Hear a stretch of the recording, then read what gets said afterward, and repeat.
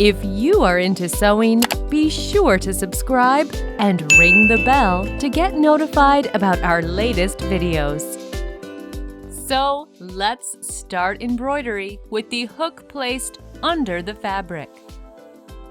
Thus, if the hook is under the fabric, the thread should be over it. It is correct to start the course from explanations how to hold the hook and the thread and how to make the first knot.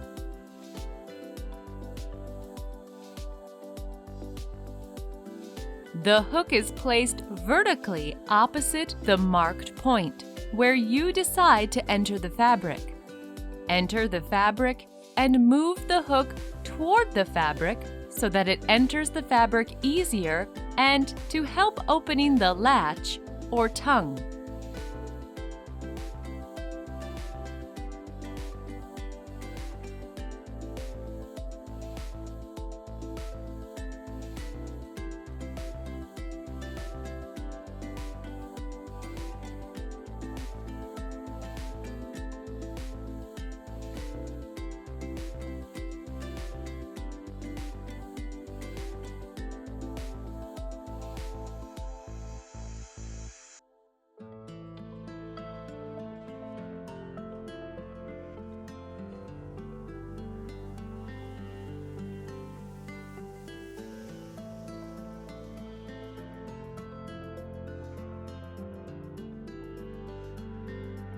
Catch the thread.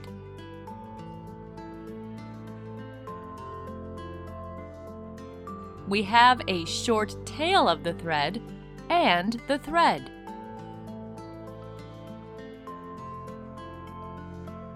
So we place the loop on the hook and pull the hook down at the same angle. Our hook is hanging on the thread.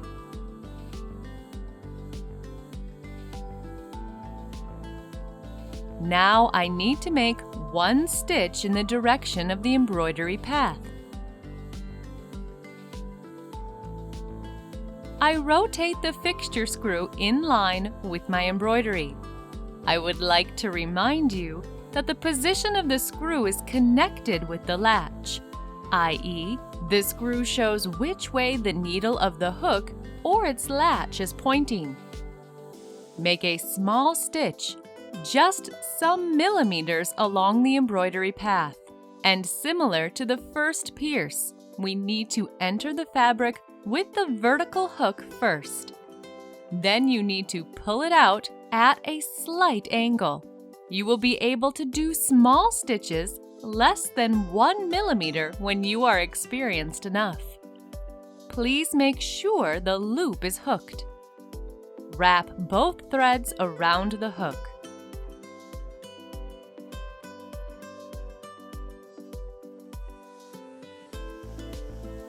Pull the hook down through the fabric at the same angle. Thus, we have made the first tambour stitch and our hook is hanging on the new loop. In principle, it is enough to pull the thread down and the knot will be formed, but it will not be solid. So let's rotate the hook backwards and enter near the first point, where we started our embroidery. Now we move in the direction opposite to the embroidery path, i.e., to its start, as we have changed the direction. That's why we rotate the hook so that the screw is lined with our stitching. I bend the hook to open its latch and to enter the fabric easily. Both threads are wrapped around the hook. Without changing the position, I pull the hook down with the loop. I pull the tail of the shorter thread below the fabric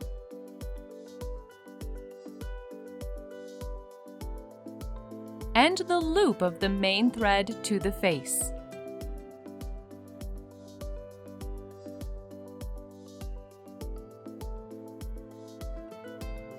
I tighten the knot so that the main thread is at the start point of the embroidery.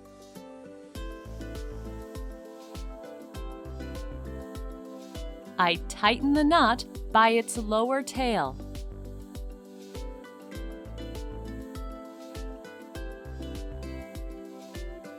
That's all. The knot is made. Thus, we have mastered one of the main elements of tambour embroidery, i.e., making a knot, so that firstly, it is invisible, and secondly, it is solid to keep our embroidery. Let us analyze our thoughts during the work with the American hook. You should agree that you did not have to think or be worried that the thread would fall off the hook, and you need to make some synchronous hand movements in order to hook the thread. All your thoughts were about your hook and that it entered the fabric easily and its latch opened and the hook went out of the fabric and its latch closed. That's all. No other thoughts, no worries. Because when you start your embroidery, you will not have anything to think about. When you made the knot, you held the thread as it was convenient for you without thinking about its tension. You were rather worried about the comfortable position to work. Now we mark the next point to enter the fabric. We place the hook vertically under this point and make sure that the hook goes there where you want. We bend the hook a bit to open its latch and to enter the fabric easily. You might slightly rotate the hook to make it even easier. Now you just need to hook the thread. When you look at the hook, you can see that it is convenient to hook it while the needle and the fixture screw are lined with the embroidery direction. Otherwise, it is not convenient to hook the thread. It is possible, but not convenient. You can wrap the thread from either side as it is not important.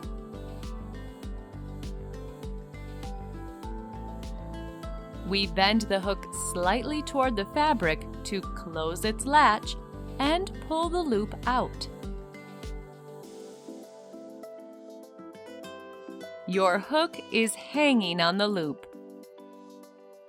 You absolutely don't need to think about losing the loop. You will not lose it with such movements.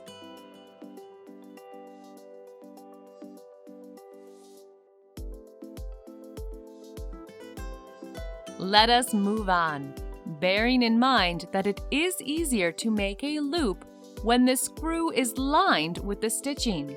You need to find the new point to enter the fabric. Please remember that you need to bend the hook slightly when entering the fabric, and then the latch will open easier. We wrap the thread around the hook, bend it to close the latch, and pull it out. When you start pulling the hook, you will feel the movement when the loop is formed. It will be easily formed, and in this moment, you want to release the thread a bit. Otherwise, the loop won't be pulled out and the hook won't go out from the fabric. Without even thinking, you release the thread and the loop starts to form. Let me illustrate the following stitch. We loosen the thread a bit and exit the fabric with the loop.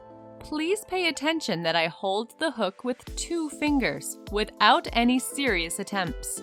I only bend the hook to enter the fabric. Then I bend it to the other side and wrap the thread. In this moment, I almost let the hook go. However, until I release the thread, the hook will not drop and the loop will not be formed.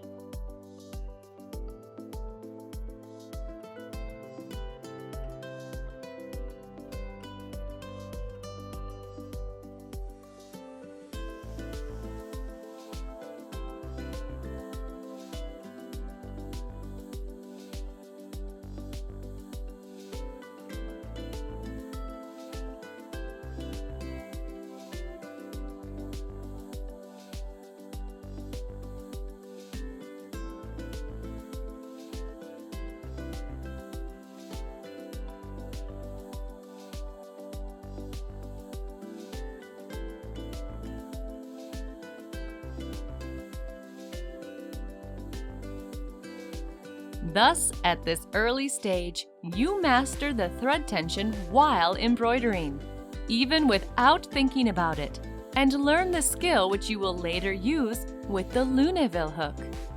It does not really matter that the Lunéville hook is placed above the fabric. You will learn and use automatically the principle, which is to loosen the thread to get the hook out of the fabric. In order to become more familiar with the American hook, you need to make some small exercises to change the embroidery direction. The classical education system proposes embroidering a square, a rectangle, a circle, a spiral, a triangle, and a snowflake. Let's start from a rectangle. I draw the change of the embroidery directions.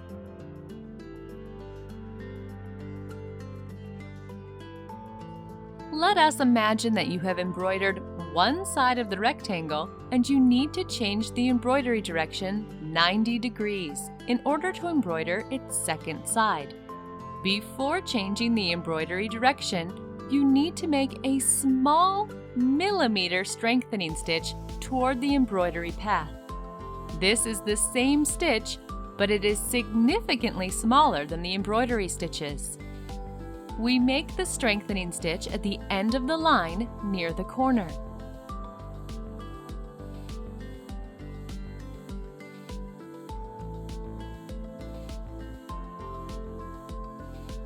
The strengthening stitch is made and the threads at the end of the stitch are stretched. Next, I rotate the hook toward the embroidery direction on the second side of the rectangle.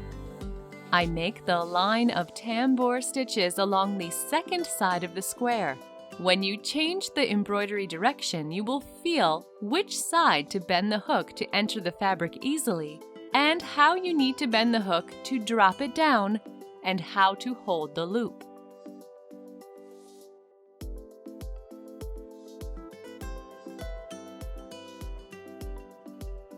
When you embroider away from you, sometimes the loop falls off at the moment of exit. So you have to always be careful. That's why it is useful to embroider with the hook in different directions to understand the way you need to bend the hook to keep the loop on it. Despite the latch on the hook, the loop can fall off when you embroider in the opposite direction from you. So you cannot really relax while embroidering.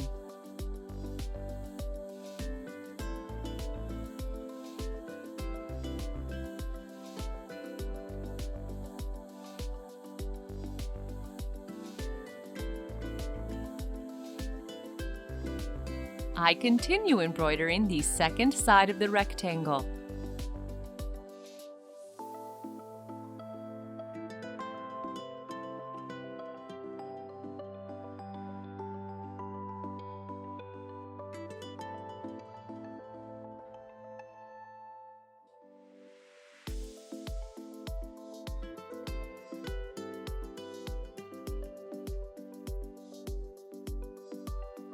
The last stitch is made and we are at the end of the second side of the rectangle.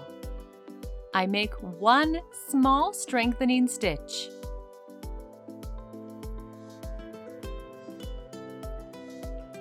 I move the hook towards the third side of the rectangle and embroider it with tambour stitching.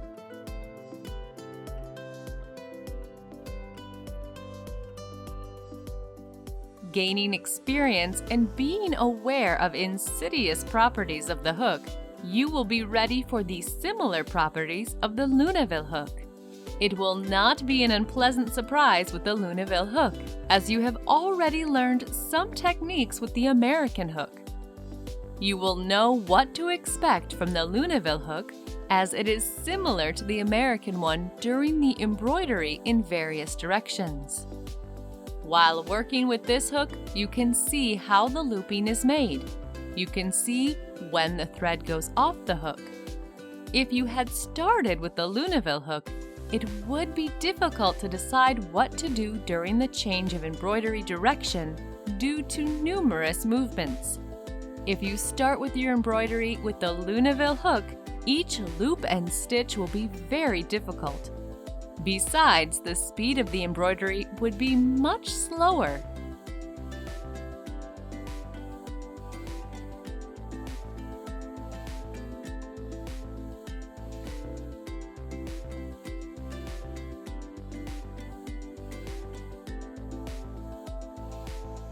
I make another strengthening stitch at the end of the third side of the rectangle. I turn back and move to the fourth side of the rectangle.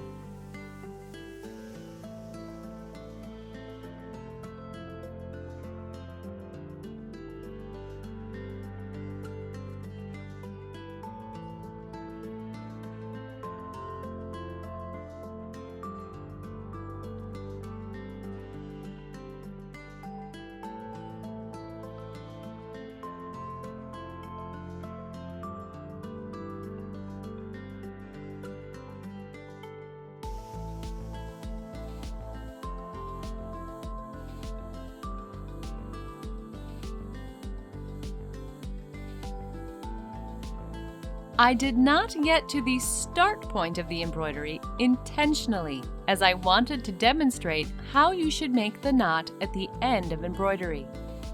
So, you are at the end and you make a millimeter stitch toward the embroidery direction.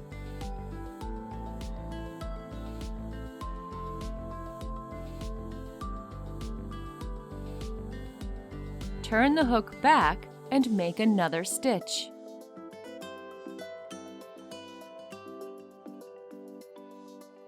In principle, the knot is ready. We cut the last loop, pull the working thread out, and tighten the knot. The start and the end of the embroidery would be securely fixed if you use a drop of the Gutermann glue on the knots. Therefore, you took the first step to your victory. I will not demonstrate all types of exercises. You can do it yourselves. It is desirable to practice more before the particular embroideries, which we make together during our learning course. I draw on the fabric the figures I recommend embroidering: a spiral, a triangle, a circle, and a snowflake. You will understand better how to hold the loops on the hook and to make beautiful embroidery when you embroider these figures.